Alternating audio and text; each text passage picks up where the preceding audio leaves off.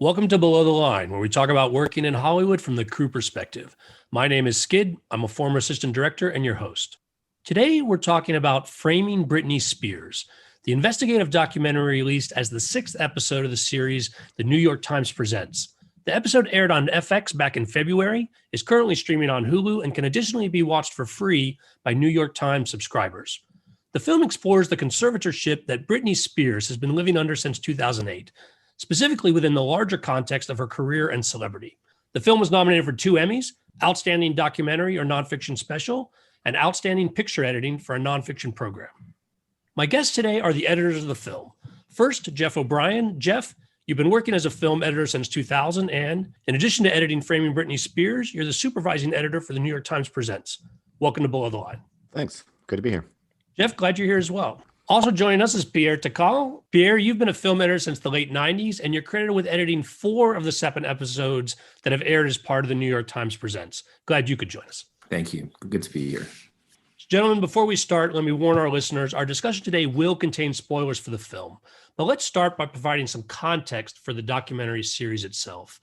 Talk to me about the New York Times Presents and sort of how this documentary is a part of it. Sure. The New York Times Presents is a evolution of the New York Times series that we used to have called The Weekly, which was, as it suggests, a weekly. They were at the time half-hour sort of documentaries airing on Hulu and FX. As we finished up that season, which was like a 30-episode run, it was decided to sort of slow down, make longer pieces that we could do more investigative work. So we had to drop the moniker of The Weekly because we were no longer weekly, and we became the New York Times Presents. Now, as far as the Framing Britney Spears of it all, it was a suggestion by senior editor Liz Day, who in the pitch meetings of coming up with ideas, I believe her log line for it was, I wanted to do something like OJ Made in America, but for Britney Spears. And that's sort of where the journey began.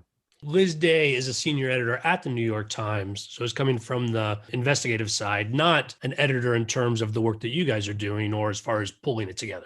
Correct. Yeah. Editor in the newspaper sense, not in the film and television sense. She's part of the New York Times Presents sort of team and trying to figure out what stories to do for television that either the New York Times, the newspaper, had done before, or just generating new ideas that would be Timesian for television. So in a case like this, Samantha Stark is the producer and the director. Is she a full-time employee of the New York Times assigned the story?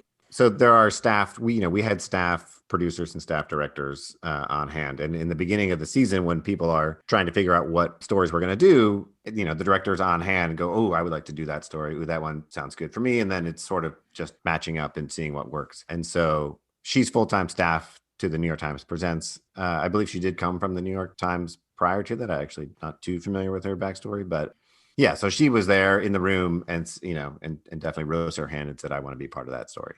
Let's take a step back and talk to me about your careers, gentlemen, leading up to this point. Peter, you want to start? Sure. I guess my big break came with MTV, MTV Sports, and I was always freelancer, and I always cut things in a documentary fashion. I always wanted to continue the philosophy of what MTV Sports was, which was break all the rules and do things that you're not used to seeing.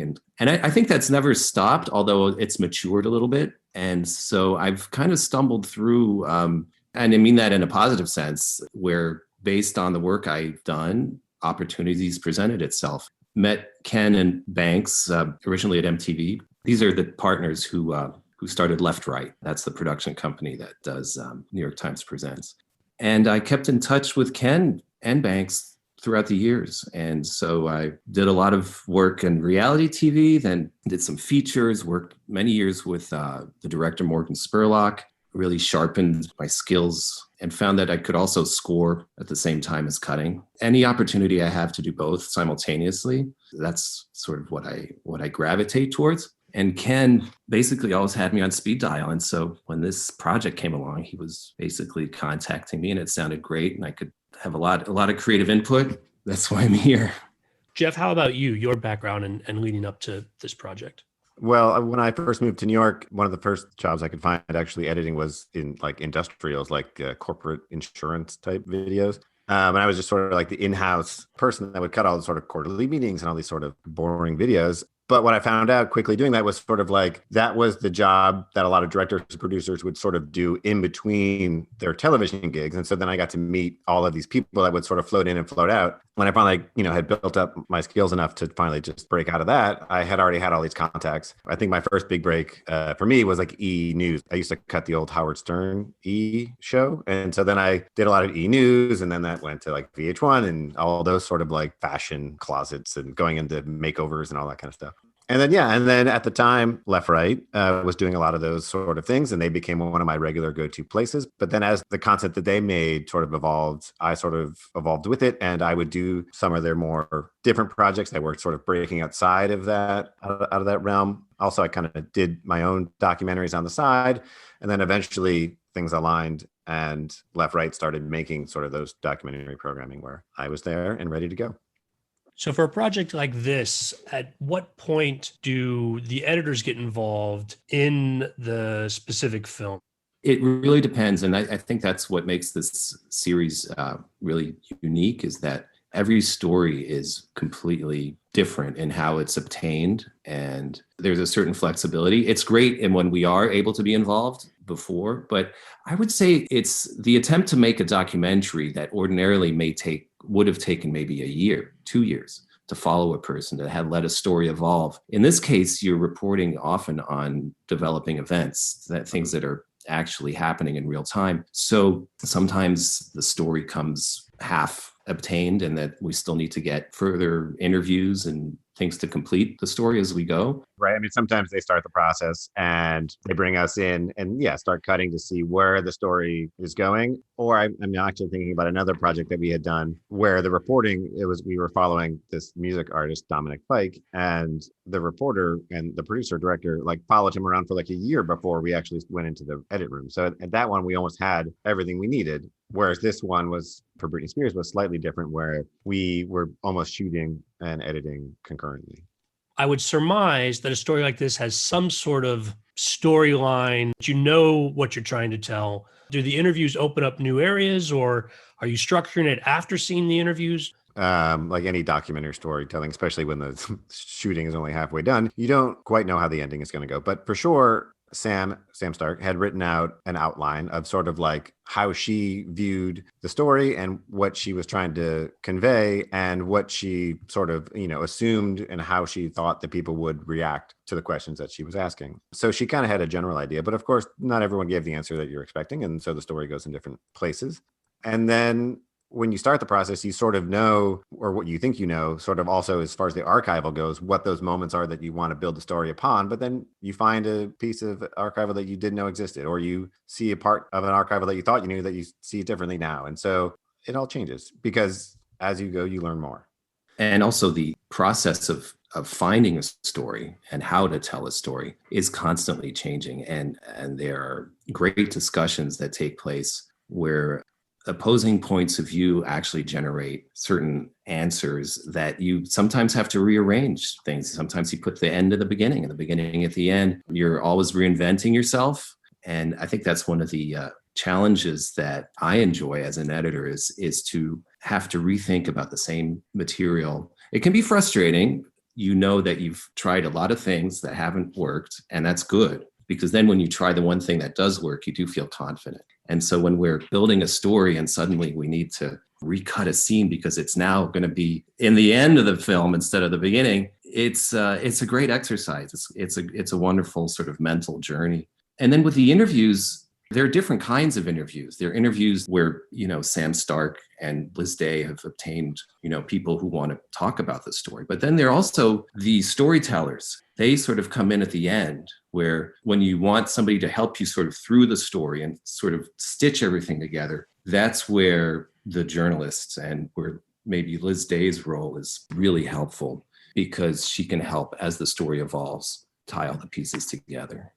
Pierre, thanks for that. I'd like to go from there and get more of a sense of how the collaboration works, not just with you as editors and the director and the producers, but also how you collaborate together, two editors on the same project.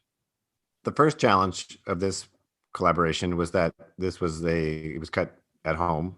Pierre and I were both cutting from our respective homes.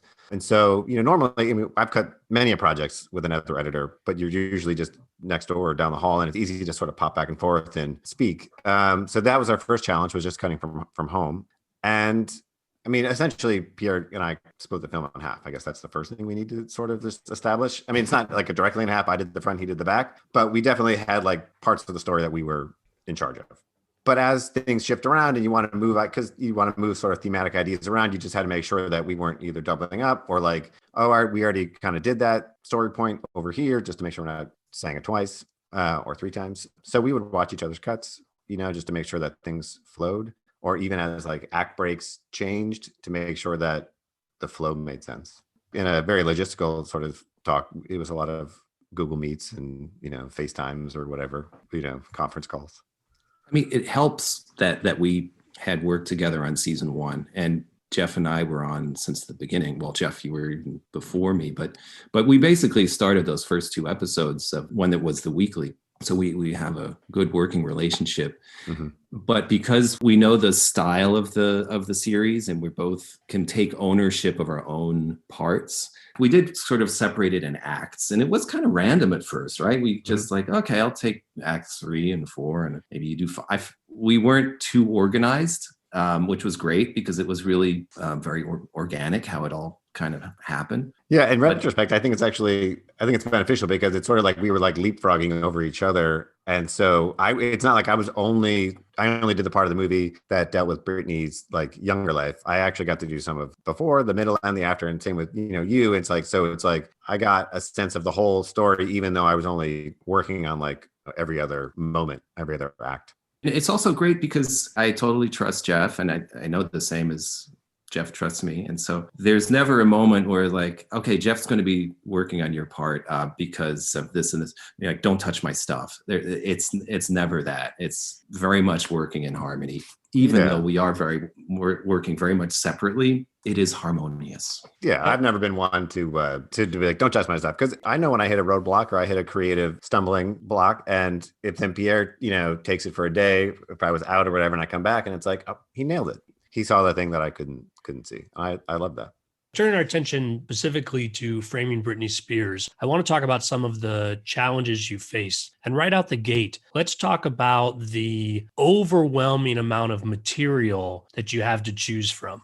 I was on the project a little bit before Pierre. And what that meant was that I was working time after we'd gotten the outline from Sam Stark. I was working at the time with a post producer named Liz Hodes, and the archival producer who then brought in a bunch of stuff. And basically our job, Liz and my job, was to then go through basically the timeline of Britney Spears, sort of when we were starting and when we were going to, and sort of marking everything and going through all, and then just sort of familiarizing yourself with all of it too. You go, oh, that was only 3 days after that. Oh, that was only a month later. And so you're starting to put all this stuff together. You end up with a timeline that's like, 6 hours long, strung together, because it's just like end to end, all of the time she's been covered in the news back to back, and trying to figure out then, all right, well, we can't do all of this. What are the points in here that we can sort of jump in on that makes sense for the story? And that was a really hard thing to do, trying out different parts of the story. And like Pierre said, we would sometimes take things from the beginning, put it at the end, take things from the end, put it at the beginning, and seeing, does this story work in a linear way? Does it work in a non-linear way?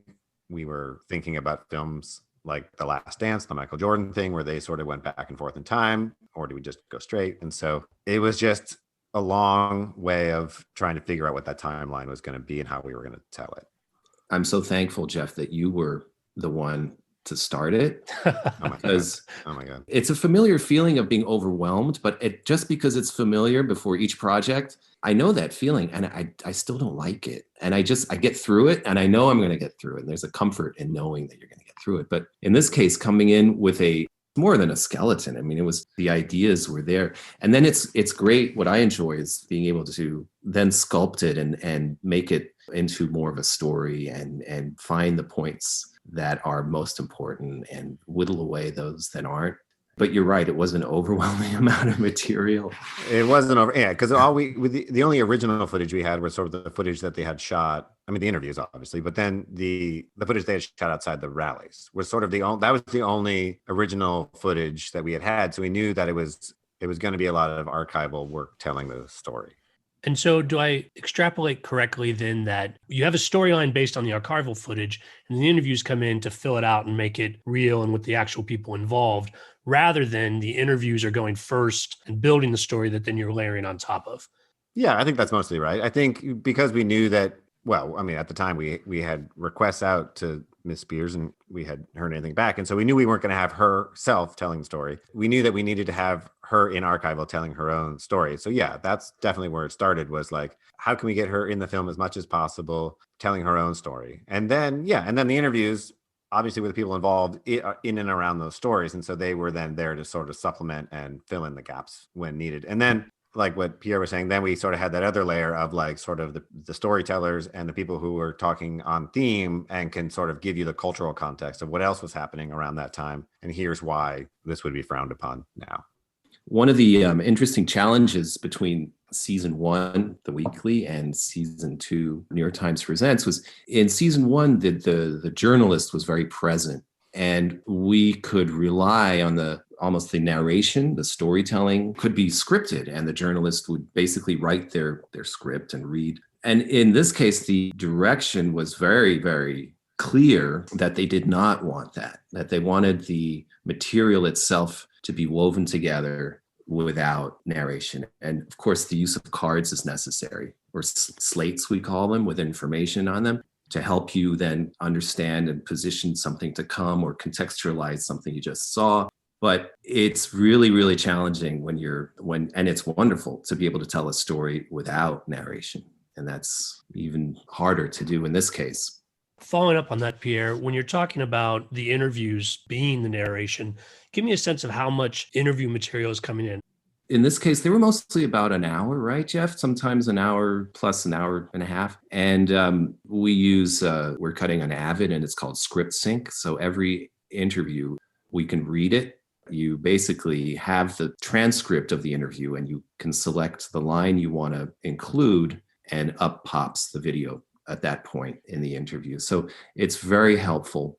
And in this case, the selection of that was done, I'd say, both by Sam Stark, by Liz Day, by Liz Hodes, and of course by Geoff and by myself. And also very conscious of following guidelines that we would basically, when you're cutting a reality show, you can do anything. You can use any part. You can make a person say no when they actually said yes. You can. In this case, there's absolutely none of that. You are almost, I guess, bound by certain journalistic rules and ethics that are extremely strict. And so when you cut an interview, you have to follow those rules and make sure that the points that they're telling you, because obviously you can't include the whole interview. You have to be selective, but it has to be absolutely representational of what the person's intention was to say it. It can't be taken out of context. You can't make a person say something that they would have wished they could have said, but didn't. And also, as much as possible, to avoid this being a talking heads film where interviews of the same people pop up throughout. There's certain ones that do, and that's for good reason, because Wesley Morris is giving you the cultural context and all that. But when a certain person, like the photographer, Danny Ramos, he comes in when his role is pertinent to the story, when it's actually his part of the story is being told, that's when you feature him. And so it makes, for certain interviews, selecting the material that they say a little easier to identify. Yeah, but like Pierre was saying, a lot of these interviews were like an hour and a half, but they were all like Danny and some other folks that appear in the film. I mean, we always knew that they were going to be used in a specific part in the movie. And so while their interview may be an hour and a half, a lot of that might just be fact finding for other interviews that they want to conduct, or sort of just understanding what it was like from their perspective, just for the director, so she could understand where people were coming from. Like, we talked to the woman who was her agent in the beginning, and they talked about all kinds of things, but like we knew that she was only going to be used where she has the most expertise, which is in the early years. And so in terms of integrating those interviews with that archival footage, you mentioned earlier that going through and trying to put together the timeline. But again, there's a lot of material there to draw from. Some of it sort of defines itself, like Britney's early Disney work. But again, not all of these things seem like easy finds. And you're trying to represent a full period of time with just specific clips. Talk to me more about the challenges of the archival work. I worked on some of that beginning early year stuff, which had its own challenges. Pierre worked on a lot of the paparazzi stuff, which also had its own challenges. Both cases, there was a significant amount of footage to get through and to try and figure out what to do. As far as the early years go, what we were trying to do there was get across the idea that she was sort of thrust into this world.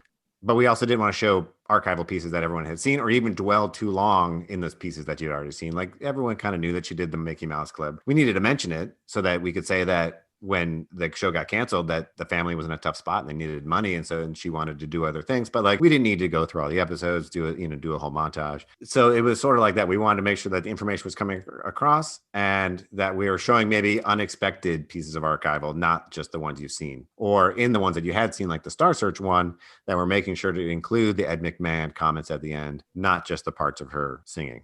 Which I think is something that every Britney Spears documentary sort of starts out with, is her belting out that tune, but not necessarily Ed McMahon's response to it.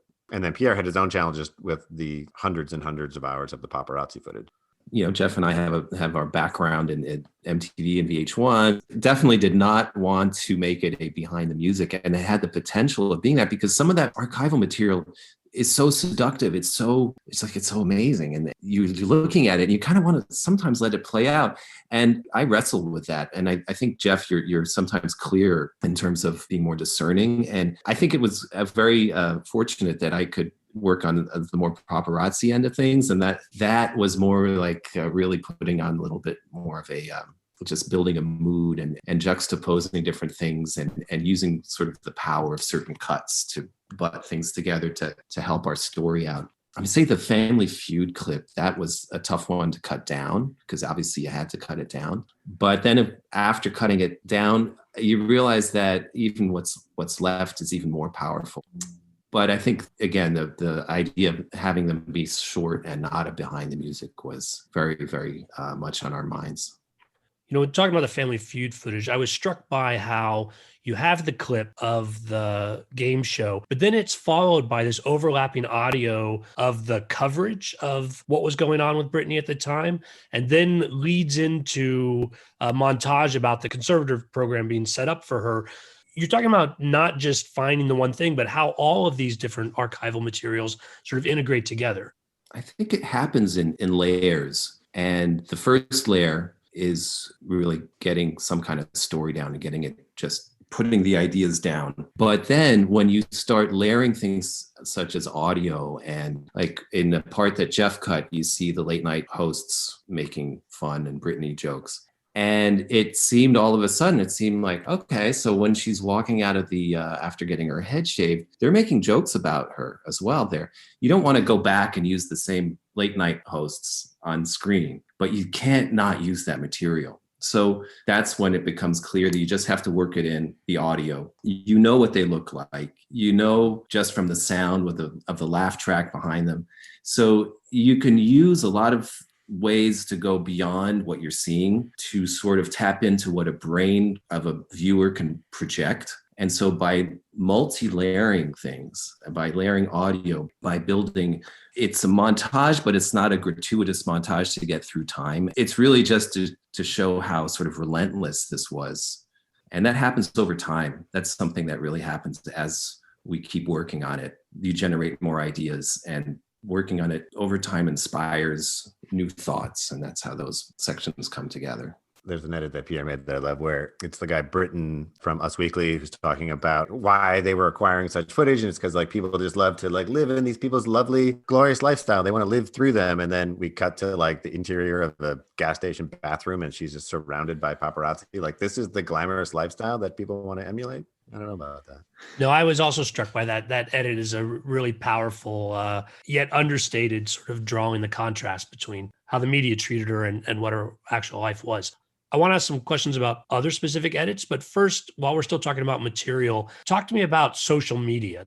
I'll jump in first sort of with the TikTok stuff because I cut that stuff. But the TikTok stuff, I mean, Sam actually, to her credit, went out and found those clips. And so she knew exactly what she wanted with that stuff. And so luckily we didn't go too far down a sort of TikTok rabbit hole. She sort of found, whatever it was, the 8 or 10 pieces that sort of would convey the mood and the story and the setting up of sort of the fan POV on that.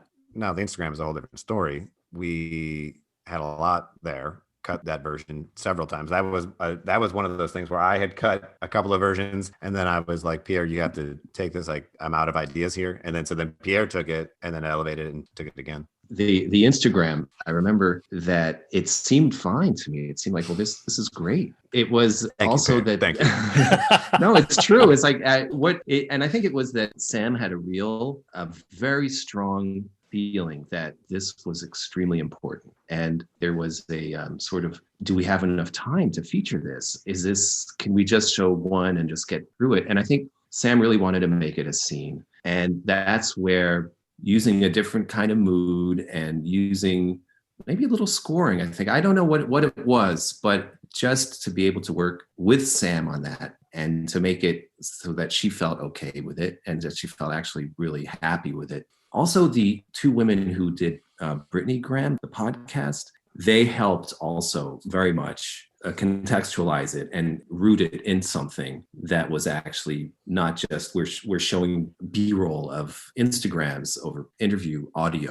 It had to do with what they were seeing and what they were observing, and they were scrutinizing the social media. They were noticing details, and I think that's what made the Instagram stuff really more than just coverage. Yeah. It had to do with what was possibly going on in Britney Spears's mind. And ultimately, what came out of that Instagram section, we made sure that it had a lot more sort of heart in the section, that it came from a heartfelt place, and it wasn't just a montage of random things she has posted. I've focused on the material and the challenges involved in just sorting through it. But are there other challenges inherent to documentary editing that maybe are not as self-evident as that? This case, a conservatorship, I didn't know what it meant. It was explained to me and I kind of understood it, but the time it took to explain it to me and the kind of mind wandering that my mind naturally does, it took me a while to really understand. So how to explain something with a lot of legal terms and make it interesting, that may have been one of the challenges in this case. The solution is to tell it through story. To be able to deliver fact through story, you're not telling people stuff. You're actually accompanying them and helping them learn. That's, I think, a big challenge, how to make stuff interesting. Yeah, how to make it interesting about a person who has been talked about for a long time in every aspect of her life. And how do you tell that story and show things that maybe people aren't as familiar with and tell it in a different way that they're not going to be like, oh, I've seen this before. And I remember when we started, Sam was like, we're not going to cut her together and she's never going to be the butt of a joke. We're never going to make an edit that makes fun of her. She's never going to be the punchline or do something gratuitous for the sake of showing it. We want to make sure that it comes from that point of view. And in that, hopefully we'll be giving people a story that they haven't seen before in regards to her. Well, I think in terms of telling the story, the opening montage is really important. I'm not familiar with New York Times Presents as a series. Is this a house style to open like this, or did you do this specifically for Framing Britney Spears? I mean, it's a house style. So you have sort of a pre-title segment. There's no rule on what that is. It could be a scene. It could be a tease in the greater sense of the word. For this one, we wanted to root it in sort of like the why now of it all, and that making sure people understood what a conservatorship was, the position that she was in, so that when we do go back in time to the mid 90s and go back up through, that we sort of give context to everything. So we can say, like, here's the position she's in, and then here was her life moving forward. You can sort of see it through that lens. No. And then I just knew that because she wasn't going to be in the film directly, that I wanted to at least make sure her voice was in there up front, and that I think she has a recognizable voice. Obviously, people know what they're watching when they see it, so I didn't necessarily need to show her. That would just help get people in.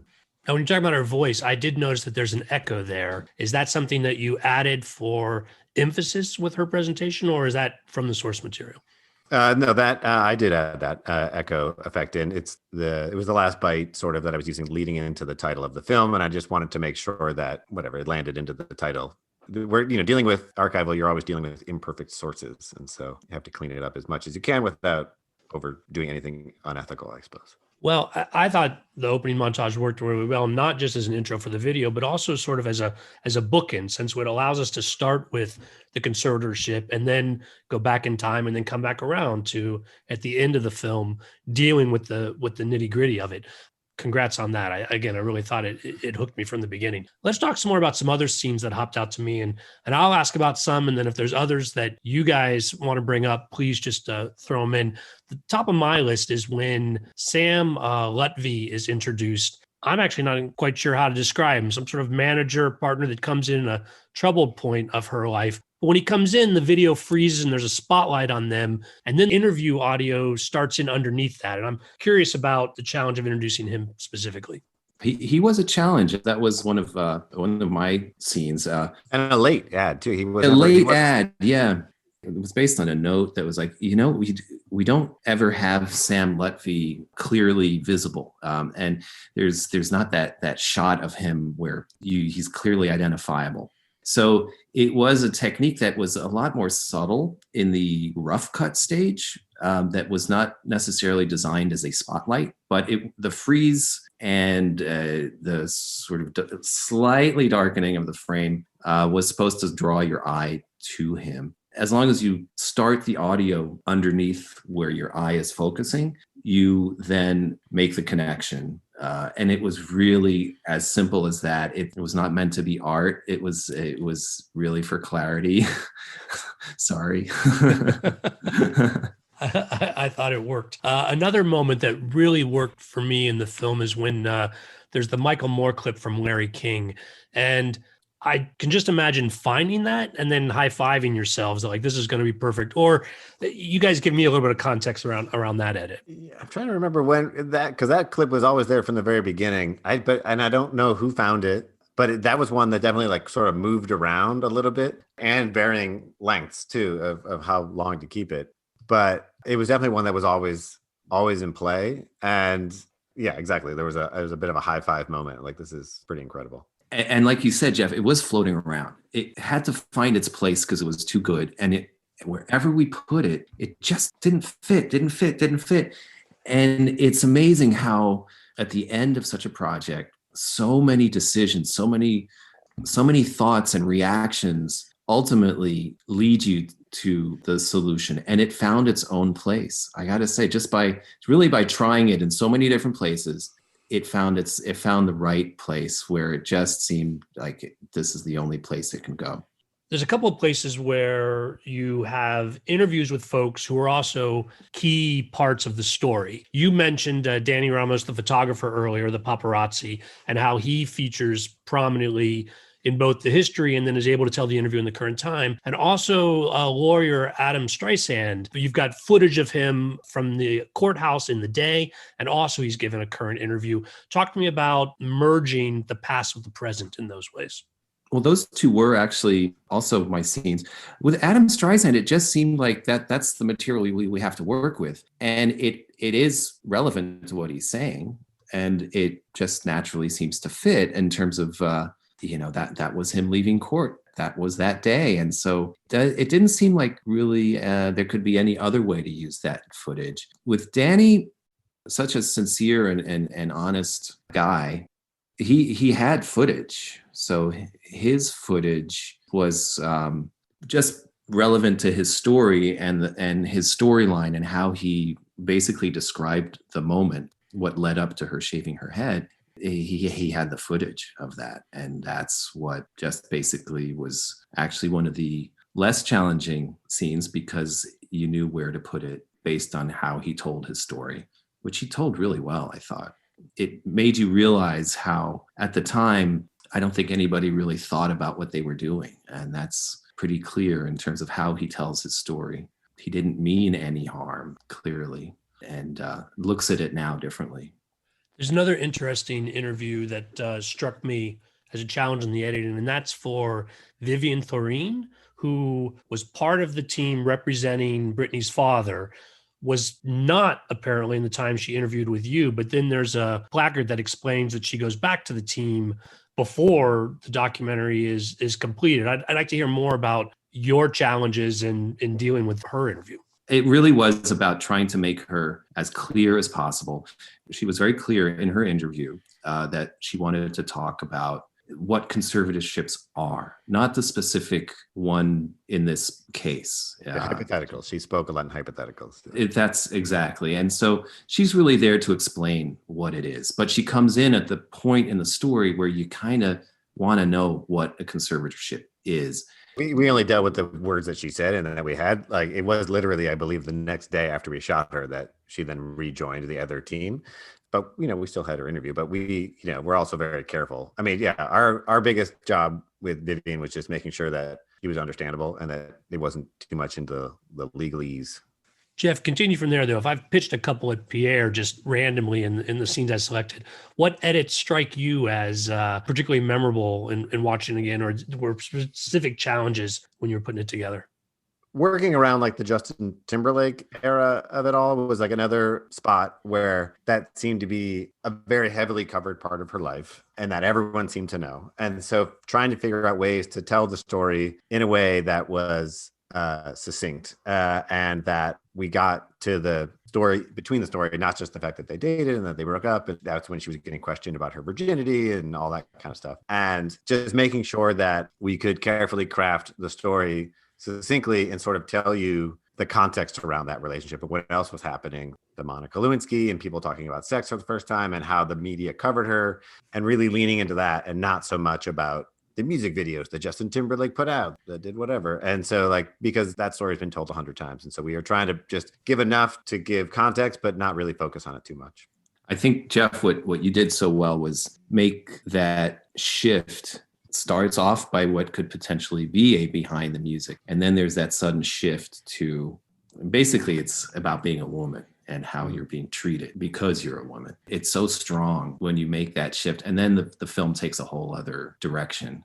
Yeah, in the beginning, that like the Star Search clip and showing the Ed McMahon and then commenting on it, like we wanted to make sure right at the very beginning that this isn't just going to be sort of a retrospective. We're gonna look at this stuff with a certain point of view and force you to look at these things slightly differently. And we want to make sure we got that in within those first couple of minutes, which wasn't easy. Like that was a moment that we debated about and changed and rechanged a bunch of times until we felt that we got it right. I want to ask about a couple of things I noticed that are less critical perhaps to the story overall, but I'm curious about how it comes together for you as editors. A lot of the interviews done with this rose garden backdrop. And sometimes in the course of it, you actually have B-roll of the roses themselves, which I think helps with the transitions and such, and actually works really well to sort of tie all these interviews together. But I'm curious about the idea of even capturing B-roll of the roses from the interview setup. Is that something you asked for, or is that something that Sam just did and then brought to you guys? Yeah, it was her idea. Well, it was her idea to shoot in front of the rose sort of backdrop to begin with. And yeah, I don't know if it was Sam or if it was the DP, Emily, who shot it. I don't even really know what their intention was, to be honest with you. But in creating that open, I knew that I wanted to use only Britney's voice for those openings. And I was trying to figure out what I could use. And then I came across these roses. And then I was like, well, this sort of makes sense. The reason they showed the rose is because I guess it's her favorite flower. And then I was like, oh, well, now I can just sort of personify this rose and use it anytime that Britney was speaking in that cold open. So that's where that came from. And then I reprised it as sort of in the end of the film, sort of under the sort of postscript stuff, and used it there just to sort of show like, the world beyond the documentary still goes on. And here's what it was. But I don't know why they shot it. I'm glad they did.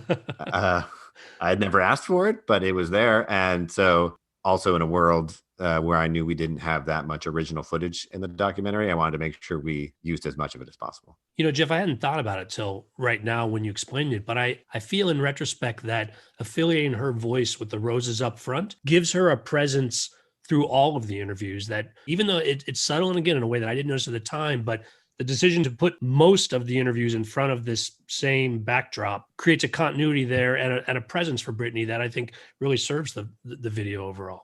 That was sort of the intent. And also on a more practical sense, like I said, it was shot during COVID times and they needed a way to make things look cohesive, but we certainly used that to our advantage. Now, what about other meta moments? There's a couple of times I think where there's a noise of a frame advance or a clacker. And then at least at one point with the Danny Ramos interview, you show them doing the slate before the interview starts. The decision to include those artifacts of the film collection, talk to me more about that. You kind of have to have a little fun as well. And I think he's a photographer. we're filmmakers. We're drawing attention to the medium we're working in by including that. We're also subtly indicating that we're not holding anything back. We're not hiding anything. Mhm. There's an honesty to maybe revealing that it's not just gratuitous. And in the context of Danny, it's really because he's a photographer and a filmmaker, and why not? I was going to say too, we did I think the only other time we did it was in the very beginning with Felicia. And I mean, there are, I guess, two reasons. One, I wanted to show it there. It was the first interview of the documentary. I wanted to just, sort of like pull the curtain back a little bit, but also her reaction to it is she's so giggly and bubbly. It was also a way to show that like, this is not a Hollywood person. She gets excited because we're making a movie, that she's a real person, and that her opinions are going to come off, and they're going to come off genuinely, because this is not something she's used to. And so I wanted to sort of show that. Geoff, you did it first, and then I saw you did it, and I thought, I'm going to do it too. No. The Danny one was first, and I was like, oh, that's a good idea. I should do that.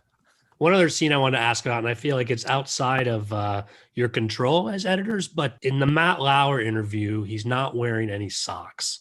And I know you're trying to be journalists in this, but can't you fix that in post? Or is there no video effects budget to sort of just correct that for our eyes? Because that's hard to unsee. I thought, didn't we spend a lot of money trying to remove his socks for that day? We did. I don't. Yeah, of all the things in that interview, I don't think Matt Lauer's socks were the problems with it. But, I actually, to be honest, I never really noticed it. But it's funny that people pick up on that, because I was just sort of focusing on Britney's face and what a difficult time she was having. And it serves its moment as well. Again, and it's not a distraction from the course of the film, but I'm sure he regrets. And he might regret other things too. I was going to say the list of Matt Lauer regrets. Well, stepping back from the film itself and then going to this larger context, we mentioned that the film came out in February. I first heard it mentioned more recently because of the court battles that have been going on. And in fact, I heard about your documentary first on Pop Culture Happy Hour, where they were talking about the general context and then brought up the documentary again. What's it like for you guys to have been involved in something that continues to sort of gain attention as a cultural moment? It's validating for sure. I mean, I've cut and made so many things that nobody has ever seen. That what is nice is that the conversations that people are having, so many people are having, are the same conversations that we were having in the edit suite, just the three of us or four of us. And that the themes that we were trying to get across, and that the subtleties that we were thought, that were being portrayed, people are reading those signs and they're getting it and they're understanding. And that was so validating to know that it wasn't just us and that people are getting it. It was a very personal experience for me too, in that I had worked with some of that footage before in 2007 and 2008, some of that paparazzi footage, and in a whole other context, because I was editing at VH1 and MTV. And it was such an interesting exercise to, so many years later, see that same footage and realize how it had been used, and how, being part of the machine, we never really thought about it. It seemed like that's what these shows do. And so it was an interesting moment in terms of self-examination, and just to see that same footage recut and reframed in the context of this story. And I'm so glad actually to have had that experience, to have been able to do it and to see it. I never expected it was going to have the success or the recognition that it did. It really took me by surprise, because so many of the shows and films we cut kind of go by and they're noticed, but not like this. So that came as a surprise to me. Well, and culminated in an Emmy nomination for both of you on this episode, which, again, congratulations. That context aside, though, I feel like the issues that we talked about from an editing perspective and how it comes together and tells the story, as someone who was not particularly interested in Britney Spears, I was hooked very early in watching the film. And so it's a direct credit to what the entire team has put together here. Thank you. I mean, I do remember, before leading up into this project, or in the first, week or two of getting into it, I, was talking with my wife about it, and, some of her friends. And at the time they were like, why are you guys doing this? Like, why is the New York Times doing a story about Britney Spears? But it's so far from that now, because people understand. So when a documentary series like New York Times Presents has a breakout episode of this nature, does it affect the series overall? Does it bring attention to other episodes? Or I'm kind of sort of curious how that plays out in the context of the entire series. I mean, that's a good question. I mean, I don't know for sure. I mean, we had a couple of, the Britney Spears one obviously is the biggest breakout one. The Breonna Taylor one was also very well received and well watched. Yeah, I imagine it plays a large role in whether or not FX and Hulu decide to continue with the series. But it does get more eyeballs on it for sure. And other episodes, I've had people reach out who didn't even know that the show existed until the Britney Spears one. And then to say like, yeah, actually, there's a whole back catalog of 30 episodes from season 1. Go watch those too. And when you say season 1, that's The Weekly was considered season 1, as we talked about at the beginning. New York Times Presents, you guys consider season 2 because it's a continuation of the same folks involved in that. But that is correct. A total of 7 episodes, or there are going to be more than 7 episodes for the first season of New York Times Presents? I believe there will be 10 in this first season of the New York Times Presents. And then I'm not sure for the next season how many there will be. But there will be another season. The New York Times Presents will continue. Correct. Yeah, that was just announced last week, I believe. But I don't think they haven't said how many are in the order. It's funny because I don't feel like it's changed. Like people are very, like, woohoo, we got, nominated and it's great. And it hasn't really changed the team that much in terms of work. Rhythm is the same. We haven't stopped. Yeah, they're like, that's great. When's the next cut? Okay. Yeah, exactly. What have you done for me lately? It's relentless. Yeah. There's one thing that I just thought of when you were talking about how has this affected maybe us, how the story has taken off and the Britney story has taken off. I got a Facebook message sent to me. It was my 5th grade teacher congratulating me. And this particular 5th grade teacher, she basically had told me that I was pretty much doomed to fail in life. And so I thought that was actually really wonderful that she... Did she told you that as a 5th grader? As a 5th grader, she told my parents. She told my parents, but I did feel it in how she treated me in class compared to the others. She's like, he's always, in French, it's your head is in the moon. Sa tête est dans la lune. He's always in the moon. He's always daydreaming. He's always thinking. He has trouble getting his work done. And he seems to not be able to pay attention. Thank God for not being able to pay attention for what we do. If there's any cure for ADD, I would say it's editing, because you constantly have the next thing to think about. Anyway, but that was a very personal moment that I was like, aha. So at least one of my teachers. Your 5th grade teacher also reached out to me just to thank you. Oh, really? Yeah. Thank you for getting Pierre back on track.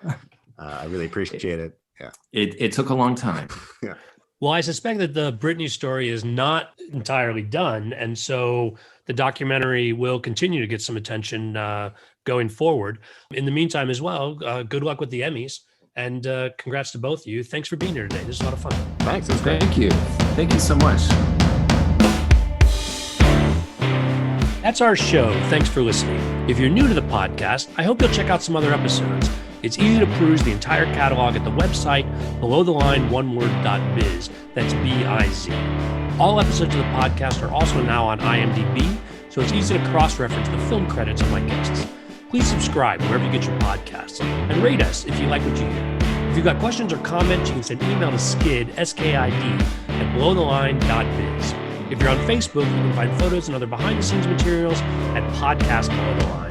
And finally, you can follow the podcast on Twitter and Instagram. It's at Pod Below the Line. Thanks to Curtis Five for our music and John Wan for our logo. The logo is available on t-shirts, mugs, and stickers at redbubble.com. Take care and join us again next week for a new episode of Below the Line.